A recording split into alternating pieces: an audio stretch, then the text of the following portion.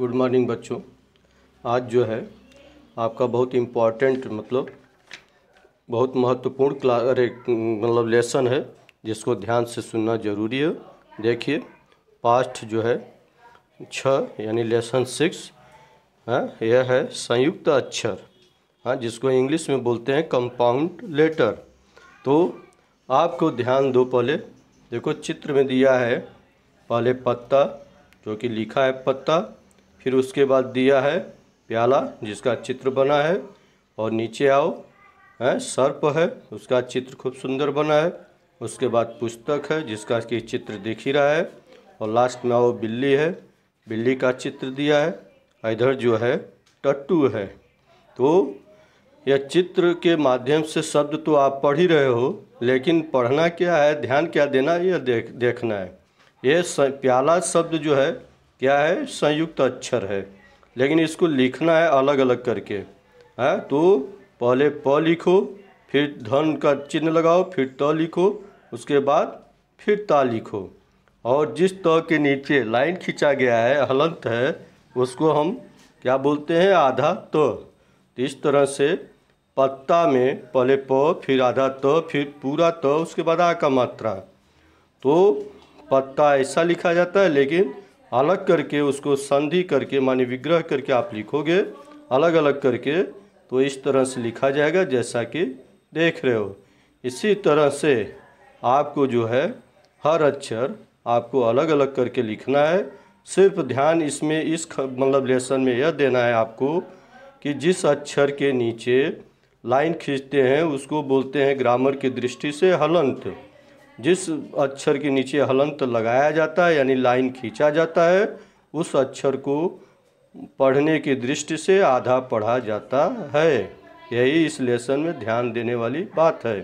तो आप ध्यान दो, जिस अक्षर के नीचे हलंत लगाया गया है उस अक्षर को हम या उस वर्ड को हम आधा पढ़ते हैं, जैसा कि पत्ता है, प्याला है, सर्फ है, पुस्तक है, बिल्ली है और टट्टू। इसी तरह से आगे चलिए।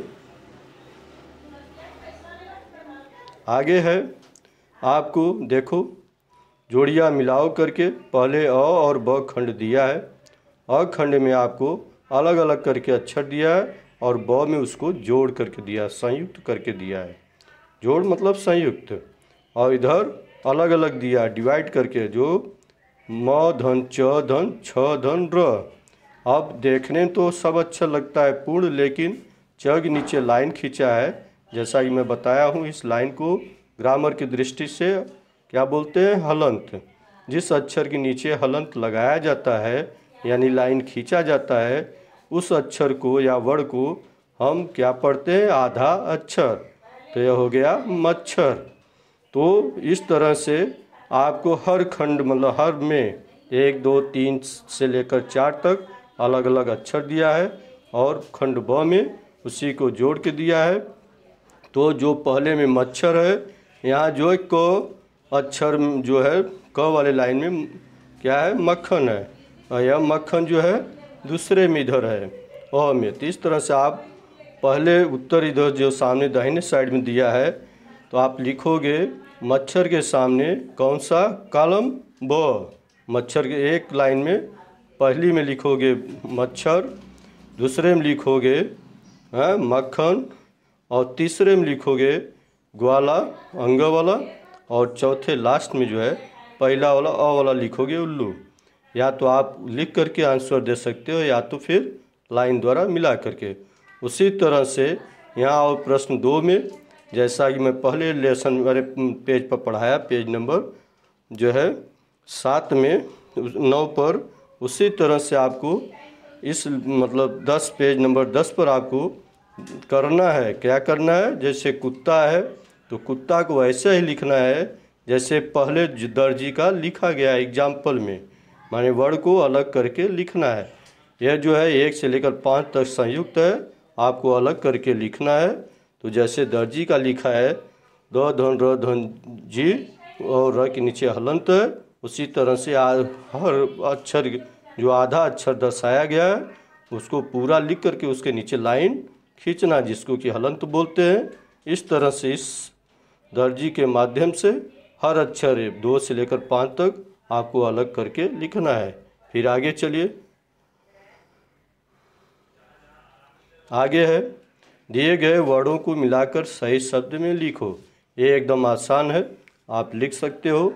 है, खाली खंड करने में थोड़ा परेशानी आता, लेकिन यहाँ समझना है सिर्फ। देखो, बच्चा लिखा है, लेकिन इसको अलग करके ब धन च धन चा, और ब के नीचे च के नीचे लाइन खींचा है, माने हलंत है। तो इसको अगर जोड़ोगे तो जिस अक्षर के नीचे लाइन खींचा है उसको आधा अक्षर के रूप में प्रयोग करोगे। इस तरह से पहले के सामने लिखोगे बच्चा, दूसरे के सामने कुम्हार, तीसरे के सामने में बर्तन, और चौथे में दस्ताना, और लास्ट में पाँचवें में 32 जो कि संख्या का नाम है। इसमें तीसरा अक्षर ऐसा है जिसके हर अक्षर में किसी भी अक्षर के नीचे लाइन नहीं खींचा गया है, इसलिए पूरा अक्षर लोगे, इसको लिखोगे बर्तन। बाकी जो है जिस अक्षर के नीचे हलंत है उसको आधे अक्षर लिख करके, जैसे कुम्हार को लिखोगे आधा म, उसके बाद पूरा अक्षर कुम्हार। उसी तरह से बच्चा, कुम्हार, बर्तन, दस्ताना, 32। इस तरह से यह लेसन अभी कंप्लीट होता है। लेकिन इस लेसन को आप अच्छे से पढ़ोगे तो आपको शब्दों का जो है आसानी से ज्ञान हो जाएगा, फिर आगे जो है पढ़ने में कोई परेशानी नहीं होगी। इसलिए इस अच्छे लेसन को ध्यान से समझ करके पढ़ो। आज के लिए धन्यवाद।